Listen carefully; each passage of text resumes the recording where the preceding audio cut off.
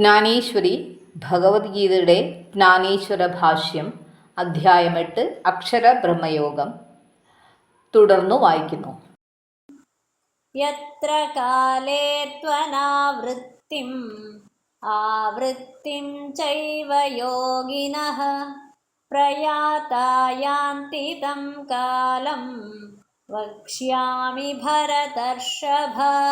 അല്ലയോ അർജുന, ഏത് കാലത്തിൽ ദേഹത്തെ ത്യജിച്ചു പോകുന്ന യോഗികൾ പുനർജന്മത്തെ പ്രാപിക്കുന്നില്ലയോ, അപ്രകാരം ഏത് കാലത്തിൽ ദേഹത്യാഗം ചെയ്തു പോകുന്നവർ പുനർജന്മത്തെ പ്രാപിക്കുന്നുവോ ആ കാലത്തെപ്പറ്റി ഞാൻ പറയാം.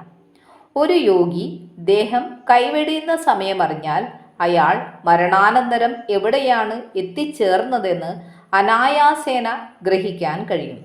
ചിലപ്പോൾ അശുഭമായ കാലത്ത് ചിലർ ദേഹം വെടിയാൻ ഇടയാകുന്നു.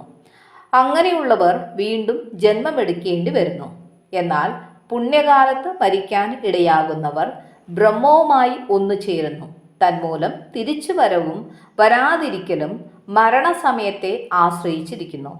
സാന്ദർഭികമായി ശുഭമായ മരണസമയത്തെക്കുറിച്ച് ഞാൻ നിന്നോട് പറയാം. അല്ലയോ യോദ്ധാവേ, മരണം ആസന്നമാകുമ്പോൾ ബുദ്ധിമാന്ദ്യം നുഴഞ്ഞു കയറുന്നു. എങ്കിലും ഒരു സത്യാന്വേഷിയുടെ കാര്യത്തിൽ ബുദ്ധിക്ക് പരിഭ്രാന്തിയോ ഓർമ്മയ്ക്ക് മങ്ങലോ മനസ്സിന് നാശമോ സംഭവിക്കുന്നില്ല.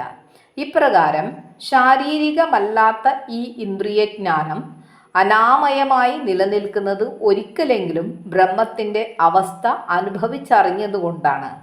എന്നാൽ ഈ ബോധേന്ദ്രിയങ്ങൾ മരണം വരെ ജാഗ്രതായി തുടരണമെങ്കിൽ ശരീരത്തിനുള്ളിലെ അഗ്നി എരിയുന്നുണ്ടായിരിക്കണം.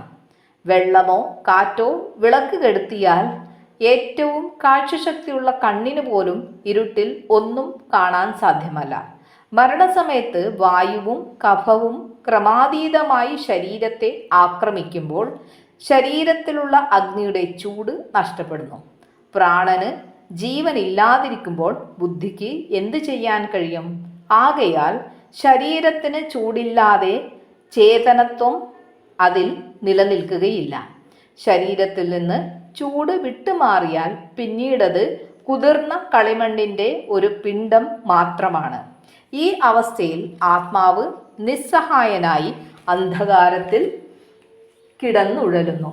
അങ്ങനെയുള്ള സന്ദർഭത്തിൽ എങ്ങനെയാണ് ഒരുവൻ തൻ്റെ പൂർവകാല യോഗാനുഷ്ഠാനങ്ങളെപ്പറ്റി സ്മരിക്കുകയും മരണശേഷം ബ്രഹ്മവുമായി ഐക്യം പ്രാപിക്കുകയും ചെയ്യുക?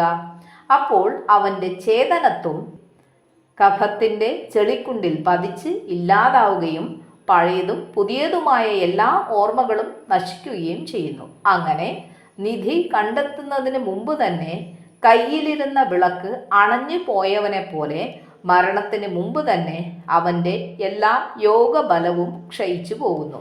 ചുരുക്കി പറഞ്ഞാൽ ചേതനത്വത്തിൻ്റെ അടിസ്ഥാനം ജഠരാഗ്നിയാണ്. മരണസമയത്തുള്ള എല്ലാ ശക്തിയുടെയും ഉറവിടം ഈ അഗ്നിയാണ്. അഗ്നിർജ്യോതിരഃ ശുക്ലഃ ഷണ്മാസാ ഉത്തരായണം തത്ര പ്രയാതാ ഗച്ഛന്തി ബ്രഹ്മവിദോ ജനാഃ. അഗ്നിയെയും ജ്യോതിസിനെയും പകലിനെയും വെളുത്ത പക്ഷത്തെയും ഉത്തരായണമെന്ന 6 മാസത്തെയും പ്രതിനിധാനം ചെയ്യുന്ന ദേവതമാരുടെ മാർഗമാണ് ഉത്തരായന മാർഗം. ഈ മാർഗത്തിൽ കൂടി ദേഹം ഉപേക്ഷിച്ചു പോയിട്ടുള്ള ജനം പരബ്രഹ്മത്തെ പ്രാപിക്കുന്നു. എന്തെന്നാൽ അവർ ബ്രഹ്മജ്ഞാനികളാകുന്നു. ശരീരത്തിൽ അഗ്നിയുടെ ചൂടുള്ളപ്പോൾ ശുക്ലപക്ഷത്തിൽ പകൽ സമയം സൂര്യൻ വടക്കോട്ട് ചരിക്കുന്ന ഉത്തരായണ കാലത്തിൽ ഇപ്രകാരമുള്ള ശുഭകരമായ സമയത്ത് ശരീരം വെടിയുന്ന ബ്രഹ്മജ്ഞാനികൾ ബ്രഹ്മവുമായി ഐക്യം പ്രാപിക്കുന്നു. അല്ലയോ അർജുന, ഈ സന്ദർഭത്തിനുള്ള പ്രത്യേക ശക്തി കൊണ്ട് ഈ സമയം ലക്ഷ്യത്തിലെത്തിച്ചേരാനുള്ള രാജവീഥിയാകുന്നു. ഇവിടെ ഒന്നാമത്തെ പടി അഗ്നിയും, രണ്ടാമത്തേത് ജ്യോതിസും, മൂന്നാമത്തേത് പകൽ സമയവും, നാലാമത്തേത് ശുക്ലപക്ഷവും, അവസാനത്തേത് ഉത്തരായനവുമാകുന്നു. ഈ സമയത്ത് ദേഹം വെടിയുന്ന യോഗികൾ മോചനം നേടുന്നു. ഇതാണ് ഏറ്റവും നല്ല മാർഗം. ഇതിന് പ്രകാശത്തിൻ്റെ മാർഗം എന്ന് പറയുന്നു. ഇനിയും അശുഭകരമായ സമയത്തെക്കുറിച്ച് പറയാം, ശ്രദ്ധിക്കുക. ധൂമോ രാത്രിസ്തഥാ കൃഷ്ണഃ ഷണ്മാസാ ദക്ഷിണായനം തത്ര ചാന്ദ്രമസഃ ജ്യോതിഃ യോഗി പ്രാപ്യ നിവർത്തത്തെ. ധൂമത്തെയും രാത്രിയെയും കറുത്ത പക്ഷത്തെയും ദക്ഷിണായനമെന്ന 6 മാസത്തെയും പ്രതിനിധാനം ചെയ്യുന്ന ദേവതമാരുടെ മാർഗമാണ് ദക്ഷിണായന മാർഗം. ഈ മാർഗത്തിൽ കൂടി ദേഹം ഉപേക്ഷിച്ചു പോയിട്ടുള്ള കർമ്മയോഗി ചന്ദ്രപ്രകാശത്തോടുകൂടിയ സ്വർഗലോകത്തെ പ്രാപിച്ച് ദേവന്മാരുമൊത്ത് സ്വർഗസുഖങ്ങൾ അനുഭവിച്ച ശേഷം വീണ്ടും ഭൂമിയിൽ വന്ന് ജനിക്കുന്നു. ഒരുവൻ ദേഹം വെടിയുന്ന സമയത്ത് വായുവും കഫവും അധികരിക്കുകയാണെങ്കിൽ മനസ്സ് അന്ധകാരം കൊണ്ട് മൂടുന്നു. അപ്പോൾ ഇന്ദ്രിയങ്ങൾ നിശ്ചേഷ്ടമാവുകയും ഓർമ്മശക്തി നശിക്കുകയും ചെയ്യുന്നു.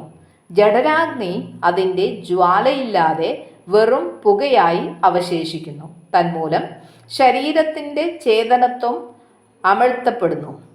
കറുത്ത കാർമേഘങ്ങളാൽ ചന്ദ്രൻ മറയ്ക്കപ്പെടുമ്പോൾ മങ്ങിയ വെളിച്ചവും നേർത്ത തമസും അനുഭവപ്പെടുന്നത് പോലെ അവൻ മരിച്ചിട്ടില്ലെങ്കിലും ഐഹിക ജീവിതത്തിൻ്റെ അന്ത്യം പ്രതീക്ഷിച്ചുകൊണ്ട് ചലനമറ്റ് കിടക്കുമ്പോൾ മനസ്സും ചിന്താശക്തിയും ഇന്ദ്രിയങ്ങളും ധൂമം ഹേതുവായി മരവിക്കുമ്പോൾ ജീവിതകാലത്തെ പ്രയത്നം കൊണ്ട് നേടിയ യോഗത്തിൻ്റെ നേട്ടങ്ങൾ നഷ്ടപ്രായമാകുന്നു. കയ്യിലുണ്ടായിരുന്നത് നശിച്ച ഒരുവന് പുതിയതായി എന്തെങ്കിലും നേടിയെടുക്കുവാനുള്ള പ്രതീക്ഷ എങ്ങനെയാണ് ഉണ്ടാവുക? ഈ ലോകത്തിൽ നിന്ന് വേർപെടുമ്പോൾ അവൻ്റെ അവസ്ഥ ഇപ്രകാരമാണ്. ഇത് അവൻ്റെ ആന്തരിക സ്ഥിതി ആയിരിക്കുമ്പോൾ പുറമെ സ്ഥിതി ചെയ്യുന്നത് രാത്രി സമയവും മാസത്തിലെ കറുത്ത പക്ഷവും സൂര്യൻ്റെ ദക്ഷിണായനത്തിലെ ഒരു മാസവുമാകുന്നു. ഇപ്രകാരം പുനർജന്മത്തിന് ഇടം നൽകുന്ന എല്ലാ വ്യവസ്ഥകളും ഒരുവന്റെ മരണസമയത്ത് കോർത്ത് സംയോജിക്കപ്പെടുമ്പോൾ എങ്ങനെയാണ് അവൻ അക്ഷരവുമായി സാക്ഷാത്കാരം പ്രാപിക്കുക?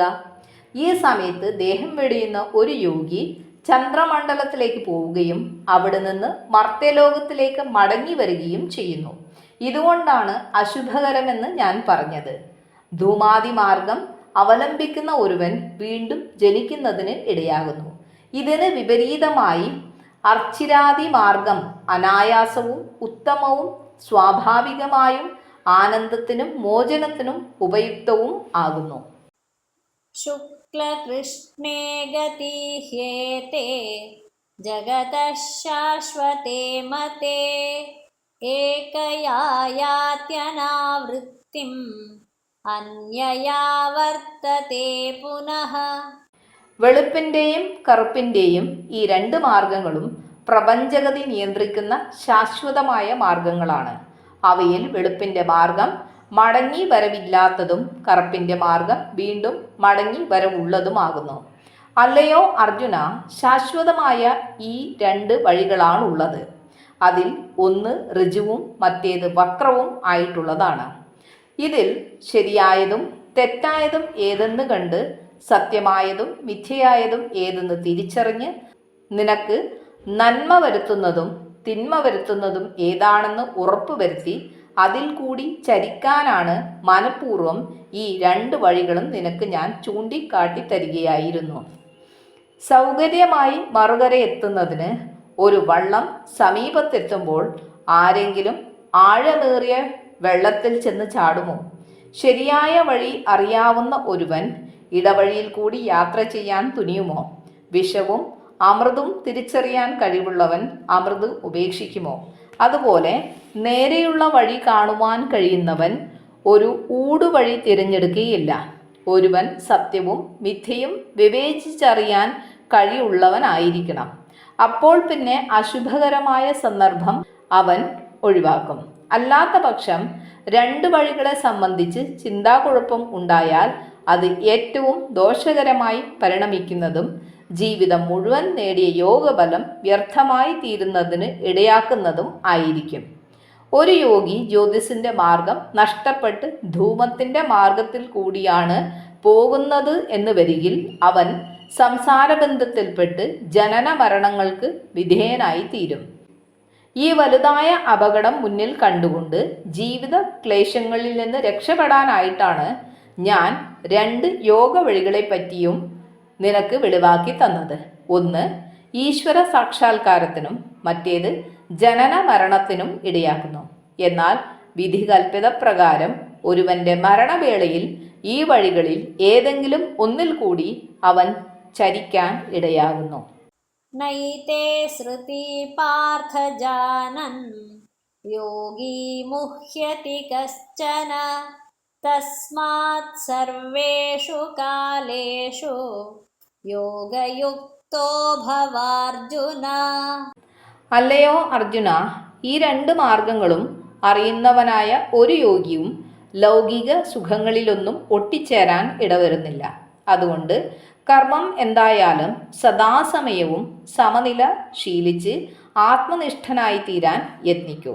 എന്നാൽ ഒരുവന്റെ മരണശേഷം അവൻ ഏത് വഴിയിൽ കൂടിയാണ് പോകുന്നതെന്ന് അവന് എങ്ങനെ ഉറപ്പിക്കാം? ഒരുവൻ ഈശ്വര സാക്ഷാത്കാരത്തിന് അർച്ചിരാദി മാർഗം ആശ്രയിക്കേണ്ടതിൻ്റെ ആവശ്യം എന്താണ്? ശരീരം നശിച്ചാലും ഇല്ലെങ്കിലും ആത്മാവ് പരബ്രഹ്മം തന്നെയാണ്. എന്തുകൊണ്ടെന്നാൽ കയറ് ഒരു പാമ്പായി തോന്നുമെങ്കിലും അത് യഥാർത്ഥത്തിൽ കയറ് തന്നെയാണ്. ഓളങ്ങൾ ജലത്തിൽ ഉണ്ടാവുകയും മറയുകയും ചെയ്യുന്നത് ജലം അറിയുന്നുണ്ടോ? ഓളമുണ്ടെങ്കിലും ഇല്ലെങ്കിലും ജലം എപ്പോഴും ജലം തന്നെയാണ്. അതുപോലെ ജീവിച്ചിരിക്കുമ്പോൾ പരബ്രഹ്മത്തിൽ ലയിച്ചു ചേർന്നവരെ വിദേഹികൾ എന്ന് വിളിക്കുന്നു. ദേഹബുദ്ധി നിശേഷം നശിച്ച ആർക്കും മരിക്കുന്നതിന് എന്തെങ്കിലും പ്രത്യേക സമയം ആവശ്യമുണ്ടോ? കാലവും ദേശവും ആത്മാവിൽ തന്നെ ലീനമായി കഴിഞ്ഞിരുന്ന അവർ എവിടേക്ക് പോകുന്നതിനാണ് ശരിയായ മാർഗം തിരഞ്ഞെടുക്കേണ്ടത്? നോക്കുക, ഒരു മൺകുടം ഉടയുമ്പോൾ അതിലുള്ള ആകാശം നേരെ അനന്തമായ ആകാശത്തിൽ വിലയം പ്രാപിക്കുന്നതിന് എന്തെങ്കിലും വഴി കണ്ടുപിടിക്കേണ്ടതുണ്ടോ? അല്ലാത്ത പക്ഷം അത് ആകാശവുമായി യോജിച്ച് ഒന്നാവുകയില്ലേ? ഒരു കുടം ഉടയുമ്പോൾ അതിൻ്റെ രൂപം മാത്രം നശിക്കുന്നുള്ളൂ എന്നാണ് സത്യം. അതിനുള്ളിലെ ആകാശം എപ്പോഴും പുറത്തുള്ള ആകാശത്തിൻ്റെ ഭാഗമാണ്. ആകയാൽ ബ്രഹ്മജ്ഞാനം സിദ്ധിച്ച് പരബ്രഹ്മമായി താതാത്മ്യം പ്രാപിച്ചിട്ടുള്ള യോഗികൾ ഒരിക്കലും ശരിയും തെറ്റുമായ വഴികൾ ഏതെന്ന് നിരൂപിച്ച് ക്ലേശിക്കാറില്ല. ഈ കാരണത്താൽ അല്ലയോ അർജുന, നീ സദാസമയവും യോഗത്തിൽ തന്നെ മുഴുകിയിരിക്കുകയും അതിൽ കൂടി അവിഛിന്നമായ സമചിത്തത കൈവരിക്കുകയും ചെയ്യണം.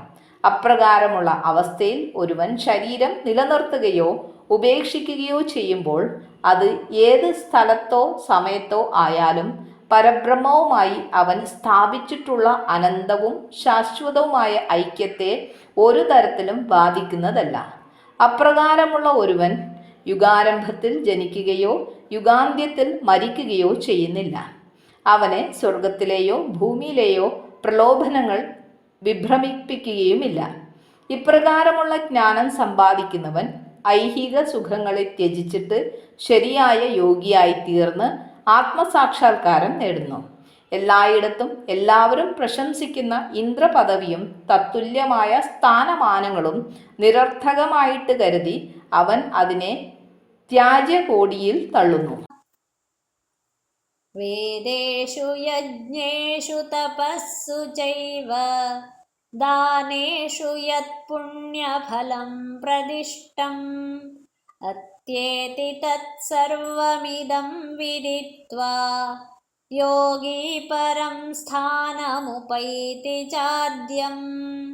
ഈ തത്വമറിഞ്ഞ യോഗി വേദങ്ങൾ, യജ്ഞങ്ങൾ, തപസ്സുകൾ, ദാനങ്ങൾ എന്നിവ കൊണ്ട് സിദ്ധിക്കുന്ന എല്ലാ പുണ്യഫലങ്ങളെയും അനുഭവിച്ചറിഞ്ഞ് അവയ്ക്കൊക്കെ അപ്പുറത്തുള്ള ആനന്ദാനുഭവത്തിൽ എത്തിച്ചേരുന്നു.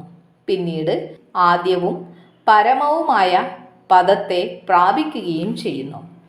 വിശദമായി വേദങ്ങൾ പഠിക്കുകയും വിപുലമായി യജ്ഞങ്ങൾ നടത്തുകയും കൊടിയ തപസ്സുകൾ ചെയ്യുകയും ഉദാരമായി ദാന കർമ്മങ്ങൾ നിർവഹിക്കുകയും ചെയ്തുകൊണ്ട് ഒരുവൻ എത്രമാത്രം ഐശ്വര്യമോ സമ്പത്തോ നേടിയാലും അവയിൽ നിന്നെല്ലാമായി ലഭിക്കുന്ന ഫലത്തെ ബ്രഹ്മാനുഭവത്തിൽ നിന്നുണ്ടാകുന്ന പരിശുദ്ധമായ ആനന്ദ അനുഭൂതിയുമായി താരതമ്യം ചെയ്യുവാൻ സാധ്യമല്ല.